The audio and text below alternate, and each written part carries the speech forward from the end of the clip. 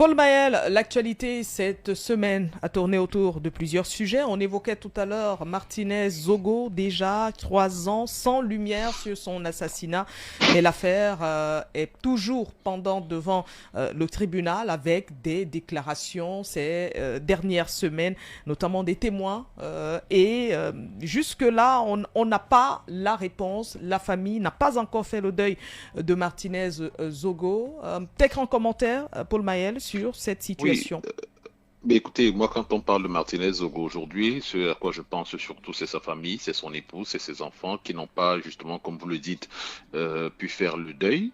Vous savez, quand on est des Africains, on est des Bantous plus particulièrement, vous ne clôturez cette période douloureuse que lorsque vous avez procédé à la cérémonie des obsèques avec une inhumation en bonne et due forme.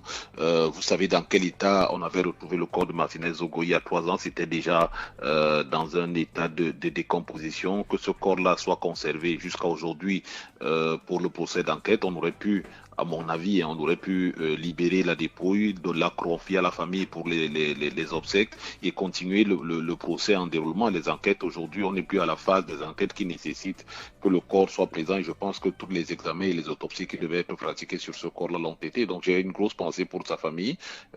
C'est triste qu'on arrive là et c'est surtout triste que depuis tout ce temps, 3 ans plus tard, on n'ait pas de visibilité claire sur les commanditaires. Parce que ce qu'il faut dire ici, c'est que ce qu'on recherche surtout, c'est qui est le donneur d'ordre, qui avait donné l'ordre d'assassiner Martinez Zogo, et c'est cette responsabilité-là que les uns et les autres se rejettent. Certains disent on nous a demandé de lui donner une leçon, d'autres disent que non, ce n'est pas nous qui l'avons tué, il y a un deuxième commando qui est arrivé, et vous avez vu toute la pléiade de témoignages qu'on a eu à la barre qui nous ont amenés sur des dossiers même qui n'avaient rien à voir avec cette affaire-là. Donc c'est à croire, est-ce qu'on est véritablement en train de rechercher les meurtriers de Martinez Zogo, est-ce qu'on essaye de noyer le poisson, ou est-ce qu'on essaye de noyer, de régler d'autres comptes? Je ne saurais le dire, mais comme je le disais, c'est triste pour la famille. Paul Maël, autre actualité de cette semaine, je vais globaliser. C'est sous tension, véritablement. Tension au RDPC avec la convocation de Éric Gervendo devant la commission Mafani. On parle de la commission de discipline. Tension au port autonome de Douala pour une question de scanning. PAD, SGS. Transatlantique. Tension également du côté de la SRC, la directrice qui suspend et annule les actes du directeur général adjoint. Est-ce que, au vu de ces 3 éléments évoqués, on peut dire que le Cameroun est sous tension? Oui, oui, parce que vous avez évoqué ces 3 tensions-là, mais il y a d'autres foyers de tension. Oui. Le Cameroun est tout tension. Alors, vous savez que je n'aime pas beaucoup parler des autres formations politiques, mais je vais commencer par cette tension au RDPC avec la convocation du président du conseil régional du Sud, Gervendo, au conseil de discipline de son parti politique, le RDPC, pour, dit-on, n'avoir pas respecté les consignes du parti lors des élections. Vous savez ce qui s'est passé dans le Sud pendant les élections régionales.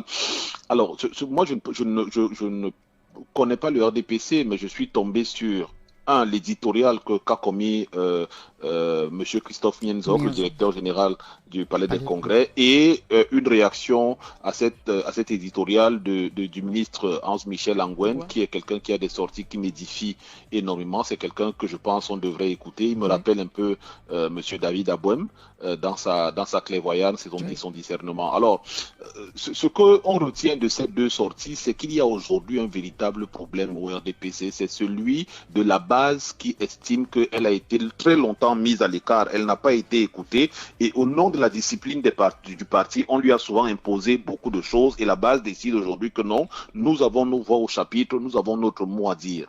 Aussi bien dans l'éditorial de Christophe Mienzo que dans la sortie du ministre Anguen, ce que je retiens, c'est qu'il faut désormais que le parti change de paradigme et commence à écouter ce que la base veut, plutôt que d'avoir des gens qui sont au sommet et qui décident d'imposer des choses que la base ne supporte par exemple pas. Au cœur de cette crise, ce qui se passe, c'est le rejet que la base a de certaines élites. C'est-à-dire qu'il y a des gens qui ont été, qui sont des élites dans le RDPC, qui sont des hauts cadres dans le RDPC et des élites dans leur localité, mais qui n'ont pas apporté l'attention nécessaire à laquelle les populations aspiraient. Et aujourd'hui, la population dit non, si vous nous envoyez des gens qui ne viennent pas répondre aux besoins qui sont les nôtres, nous n'en avons plus besoin. Nous préférons nous-mêmes désigner ceux que nous connaissons et qui sont à même de répondre aux besoins qui sont les nôtres. Donc c'est cette difficulté qu'il y a aujourd'hui au sein du RDPC et qui crée ces grosses tensions. Et il faut dire que si on a eu ces tensions-là dans les élections régionales, et vous savez que le Sud n'était pas la seule partie et que ce n'était d'ailleurs pas la première fois, on va les avoir de manière un peu plus exacerbée lors des élections municipales et législatives qui arrivent, où les investitures du parti risquent de ne pas être suivies, les consignes du comité central risquent de ne pas être suivies. Bon, ceux qui sont alarmistes disent que on se dirige vers l'implosion du RDPC. Moi, je ne pense pas. Je pense qu'ils vont avoir... ça va s'écouer grave parce que l'exemple qui est venu du Sud va être suivi pendant les législatives et les municipales où des gens vont estimer qu'ils ne sont pas obligés de suivre ce qui vient de suivre les consignes qui viennent du comité central.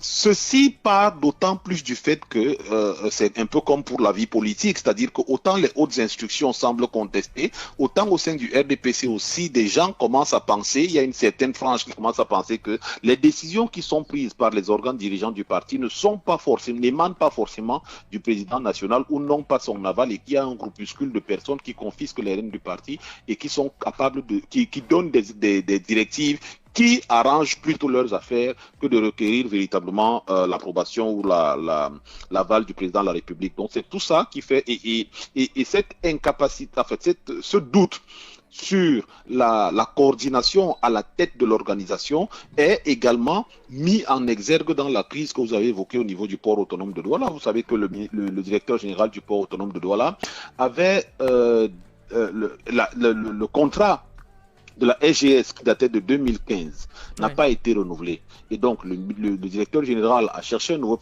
sur instruction du président de la République, cherché un nouveau prestataire et on a mis en place, on a trouvé Transatlantique DSA qui a donc commencé depuis le 1er janvier ou le 2 janvier, je crois, les activités de scanning. Voilà, le 2 janvier, les activités de scanning de conteneurs. Et ici, la nouveauté dans cette activité-là, c'est que le directeur général a élargi le périmètre de Transatlantique, c'est-à-dire qu'avant, vous savez, la SGS scannait uniquement les conteneurs. Et là, le périmètre couvre donc de Transatlantique couvre toutes les marchandises qui passent par le port, aussi bien à l'import qu'à l'exportation. Et donc, ça ne semble pas être du goût du ministre des Finances qui vous avez vu cette correspondance où il demandait au directeur général du port de s'en tenir uniquement au contrat de prestation de la SGS. Mais il m'avait aussi semblé voir un communiqué de Transatlantique qui disait que le port, la SGS avait quitté les installations portuaires depuis le 1er janvier. Et dans ce communiqué, même Transatlantique disait avoir mené un certain nombre d'opérations de scanning qui montraient qu'ils avaient véritablement la capacité à gérer le scanning au port. Sauf que on s'est rendu compte il y a quelques jours que ça ne va pas très fort au niveau de l'engorgement, c'est-à-dire qu'au niveau des lenteurs qui, dans le traitement, dans le scanning des conteneurs, qui faisait que les conteneurs avaient du mal à sortir.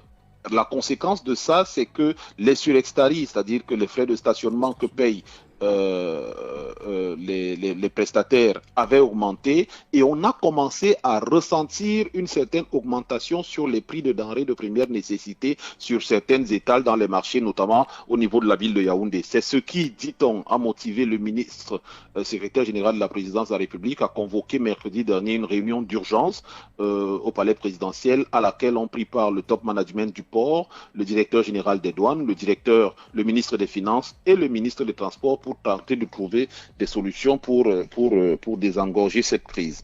Mais moi, ce que je voudrais dire modestement dans un commentaire, c'est que de l'avis de tous les intervenants sur la place portuaire que moi j'ai pu interroger sur cette question, le directeur général du port, M. Cyrus Ngoro, depuis son arrivée, fait un travail qui, de l'avis, comme je le dis encore des experts, est un travail remarquable, notamment en termes de sécurisation du port. Vous savez, avant l'arrivée de M. Cyril Senghor, le port était comme tout le monde entrait, tout le monde sortait, et il y avait la possibilité de faire un certain nombre de trafics qui impactaient sur les recettes qui devaient être produites par le port autonome de Douala. Aujourd'hui, au moins, vous et moi qui sommes à Douala savons que vous n'accédez pas au port n'importe comment, même les prestataires n'accèdent pas au port n'importe comment. C'est donc cette vaste opération de sécurisation du site portuaire et des recettes qui fait que la direction générale a porté son choix sur Transatlantique. Et au sortir de la réunion au secrétariat général de la présidence, selon les informations que j'ai, qui était présidée par M. Ayem Mogé, au sortir de cette réunion-là, il a été confirmé en présence du ministre des Finances et du ministre des Transports que la décision du choix de Transatlantique était une instruction du président de la République et qu'il fallait s'en tenir à ça. Donc, je pense que un certain nombre de mesures ont donc été prises par le secrétaire général de la présidence de la République très rapidement pour que le désengorgement soit fait immédiatement. Des solutions ont été prises, notamment l'acquisition de nouveaux matériels qui vont remplacer les matériels fixes et des équipements fixes. Et donc, je pense que normalement, on devrait se diriger dans les jours à venir vers la sortie de crise, si tant est-il qu'il y en avait une. Une autre crise, c'est du côté de la SRC, la DG, qui suspend et annule les actes de son adjoint. Bon, la crise de la SRC ne commence pas avec la suspension des décisions de l'adjoint par la DG. Il y a une crise à la SRC qui est latente depuis. Vous savez que depuis la coïncidence veut qu'au moment où la SRC a lancé le recouvrement des avoirs auprès de monsieur comment il s'appelle, Emmanuel Coco doit me rappeler son nom. Ici à Douala, oui. Monsieur Kondo. Voilà, auprès de monsieur Kondo. Le lendemain, il y a eu une grosse, ses proches disent cabale contre elle, notamment sur la remise en question de son identité et par conséquent de son parcours académique, de ses parchemins et de tout.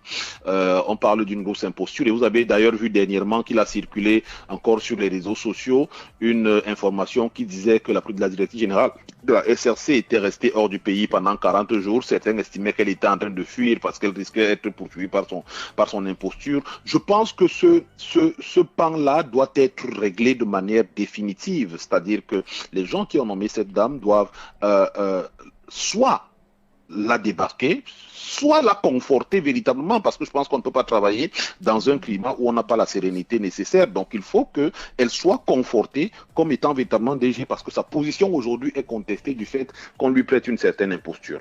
Et donc c'est on peut penser que c'est cette fragilité, c'est la fragilité qui découle de ces soupçons d'imposture qui peut vouloir donner des ailes à certains de ses collaborateurs, notamment le directeur général adjoint. Vous savez très bien ce que c'est que les adjoints. Les adjoints, c'est des gens qui ne prennent des décisions que lorsque le DG le leur permet. Si vous êtes directeur général adjoint et que le DG est en fonction, vous n'avez pas d'initiative, vous n'avez pas de décision à prendre. Celui qui répond auprès du conseil d'administration, c'est le directeur général. Donc toutes les décisions que vous prenez doivent avoir l'aval et même doivent découler d'une instruction expresse du directeur général. Donc on peut comprendre dans ce cas-là que si la DG n'a pas été consultée ou alors n'a pas instruit les décisions prises par le DGA, que normalement elle soit revoquée. Non. DGA, ce n'est pas électron libre. Tu n'es pas électron libre. Je suis un chef. On va sortir par là, Paul Maël, parlant de la gestion des ordures, même si, peut-être qu'avant de parler de la gestion des ordures, il y a cette actualité qui est également au menu cette semaine, c'était mardi précisément, le dédoublement de la section EDA, Douala-EDA et la construction d'un second pont sur la Dibamba. On parle d'environ 210 milliards de francs CFA pour la réhabilitation, notamment les travaux de cette route. Paul Maël, la situation de l'autoroute Douala-Yaoundé, pourquoi parler aujourd'hui de la réfection de l'axe lourd? Est-ce que l'autoroute Douala-Yaoundé n'est plus au programme lorsqu'on va investir pratiquement 210 milliards de francs CFA? De temps en temps, Marie-Flore. Oui. Oui, Paul? Allô? Oui. Allô? Oui, là je vous entends. Alors, je demandais, est-ce que l'autoroute, la question de l'autoroute Douala-Yaoundé n'est plus au programme quand on sait que cette semaine, c'était mardi précisément, le ministère des Travaux publics et la Banque mondiale ont signé des accords, notamment pour la réhabilitation de cet axe. On parle de dédoublement de la section Douala et Deya. On parle de la construction d'un second pont sur la Dibamba. Est-ce à dire qu'on a oublié l'autre pan de l'autoroute Douala-Yaoundé? Alors, Marie-Flore, moi je suis gêné parce que j'ai du mal. Vous m'entendez? Oui, on vous écoute. Voilà, moi j'ai du mal à comprendre la planification dans ce pays. Honnêtement, non pas que je sois un spécialiste de la planification, mais moi j'observe simplement comme Monsieur Landa et je me dis que dans l'ordre des, on devrait définir un certain ordre de priorités. D'abord, je ne. Allô? On a pourtant. Sur la Dibamba. Oui. Alors que la pénétrante Est a célébré son 11e anniversaire de chantier il y a quelques jours. C'est quelque chose que je ne comprends pas. C'est-à-dire qu'on a du mal à faire... Qui n'est pas achevé. Il faut préciser que c'est inachevé. Non, mais c'est ce que je dis, c'est-à-dire qu'on est à 10 ans de chantier et on ne voit pas l'évolution, c'est-à-dire qu'entrer à Douala aujourd'hui ou en sortir, c'est la croix et la bannière. Donc je ne comprends pas comment on planifie les choses. Je pense que la priorité devrait être de finir la pénétrante Est de Douala, de s'assurer qu'elle est finie avant de poursuivre avec d'autres travaux, même si aujourd'hui, quand on regarde le pont, l'état du pont sur la Dibamba, ça me semble quand même être minimalement une urgence. Maintenant, pour ce qui est de l'autoroute Douala-Yaoundé, ou alors Yaoundé-Douala dont vous parlez, vous savez combien d'argent il faut pour achever le projet d'autoroute aujourd'hui qui s'est arrêté à Bonguébel? Non. Il faut 1072 milliards. Ce qui est pratiquement le double du montant qui avait été prévu pour construire toute l'autoroute. C'est-à-dire que le montant initial qui avait été prévu pour construire toute l'autoroute, aujourd'hui, on nous dit qu'il faut ajouter 1072 milliards pour que cette autoroute qui s'est arrêtée à Bouyebel puisse continuer jusqu'à Douala. Donc il faut comprendre que les gens, s'ils ont décidé d'engager des travaux pour la réhabilitation de l'axe à Douala et la construction d'un second pont sur le Wouri, ça veut dire que le projet de l'autoroute n'est pas à l'ordre du jour, du moins pas pour les années à venir. J'ai même envie de dire pas pour ce septennat-ci. Donc on a ce véritable problème-là. Oui, c'est clairement ce que ça veut dire. Et il y a la gestion des ordures, le MINAT qui promet des gardes à vue aux contrevenants. Oui, c'est toujours comme ça dans ce pays. C'est-à-dire que quand les choses les dépassent, on s'en prend aux plus faibles. C'est-à-dire que dès que quelque chose les a dépassés, là, c'est le petit peuple qui doit payer. C'est toujours comme ça la formule. Je ne comprends pas comment la gestion des ordures est devenue comme la physique quantique dans ce pays, au point que 2 départements ministériels se mettent là-dessus. On a eu les états généraux des ordures organisés par le MINDU. J'ai d'ailleurs eu, comme je vous l'ai dit, une réaction de la cellule de communication du ministère du MINDU pour ce qui est des actions post-états généraux, mais c'est des actions enfin, de mon point de vue, qui ne semblent pas concrètes du tout. Puisque donc, ça n'impacte pas. Oui, moi je dis une action est concrète quand elle impacte. C'est-à-dire que quand on en voit les résultats, et les ordures, c'est pas une affaire qu'on peut postponer. C'est une affaire qui est urgente. On les voit tous partout. Moi ici dans mon quartier, il y a au moins 3 dépôts d'immondices et partout à Yaoundé, vous voyez les ordures partout. C'est totalement inadmissible, d'autant plus qu'aujourd'hui on nous dit que l'urgence vient du fait que le Cameroun devrait accueillir le sommet mondial de l'Organisation mondiale du commerce, la réunion mondiale, bref, quelque chose de l'Organisation mondiale du commerce. Mais là n'est pas la question. La question c'est que le ministre de l'AT s'invite donc dans un domaine qu'il reconnaît lui-même ne pas être le sien initialement. C'est-à-dire que quand vous écoutez sa conférence de presse, il dit à la base que non, la gestion des ordures appartient à d'autres administrations. Et quand il dit ça, il pense au MINDU. Sauf qu'il se rattrape très bien en disant qu'aujourd'hui, ça devrait être une affaire de tous, puisque l'action de toutes ces autres administrations dans les régions est sous la coordination des gouverneurs, des préfets et des sous-préfets, donc sous sa coordination à lui. C'est pourquoi il décide de prendre le taureau par les cornes. Et le taureau par les cornes ici, j'ai vu par exemple que pour Yaoundé, le ministère a fait distribuer 700 brouettes, 700 pelles, 700... Par commune non, 100 par commune. Donc, oui, 100. Pour les 7 communes de Yaoundé, chacune a 100. Ce qui veut dire quoi? Ce qui veut dire qu'on est en train de se rediriger vers la collecte des ordures de manière manuelle par des jeunes qui ont des brouettes, des pelles et des râteaux. Donc, la question ici qu'on doit se poser, c'est est-ce qu'on avance ou est-ce qu'on recule? Quel est le véritable problème avec Isacam? Qu'est-ce qui empêche la contractualisation d'un autre prestataire dans les ordures, qu'est-ce qui empêche de respecter le principe de la décentralisation en laissant aux collectivités territoriales décentralisées le soin d'organiser elles-mêmes la collecte de leurs ordures? C'est quelque chose de simple. Dire aux communes que désormais, chaque commune devra gérer ses ordures, devra s'organiser comme elle veut, devra contractualiser le partenaire, le prestataire qu'elle veut pour organiser sa commune. C'est quelque chose que je ne comprends pas. Pour moi, les solutions semblent simples pour ce problème-là et je pense que n'importe lequel des Camerounais mis à contribution peut apporter une solution sur la gestion et la collecte des ordures. Sauf que ici, ça ressemble encore à quelque chose qui est, comme je le disais, de la physique quantique et qu'on ne comprend pas au point que deux départements ministériels soient obligés de s'associer pour rechercher des solutions et que l'un recherche des solutions sans concertation de l'autre. C'est totalement incompréhensible. Le MINAT encore est là. On a encore un autre problème que ça crée. Ça crée un problème dans la coordination de l'action gouvernementale et dans la solidarité gouvernementale. Oui. On se serait attendu à ce que, à la conférence de presse du MINAT, soit associée la MINDU et que les deux réfléchissent de manière concertée en se disant, bon, écoute, tu as fait les états généraux, ça a donné quoi? Bon, moi, je peux apporter ceci, moi, je peux apporter ceci. Pas qu'on ait des actions qui sont menées par le MINDU à gauche et d'autres actions peut-être plus pragmatiques, même peu villageoises, menées par le MINAT de l'autre côté. C'est cette cacophonie-là qui fait peut-être qu'on n'avance pas véritablement sur cette question-là. Mais je dis que dans le principe de la décentralisation, il faudrait qu'on demande aux communes, à chaque commune désormais, d'avoir à organiser sa collecte et sa gestion des déchets ménagers. Et après, vous avez l'environnement qui sommeille un tout petit peu. Merci infiniment. Pas un petit peu, beaucoup. Par contre, Marie-Flore, je voudrais... juste une seconde. Dire quelque chose. Juste une seconde, Paul, le temps de rappeler quelle heure il est. Juste une très seconde. Rapidement, je voudrais juste dire que il est impératif que Madame la ministre de la Promotion de la Femme et la Famille prenne très au sérieux les questions de féminicide. C'est devenu de plus en plus récurrent et il est important que quelqu'un prenne ça à bras le corps. Merci infiniment, Paul. Bonne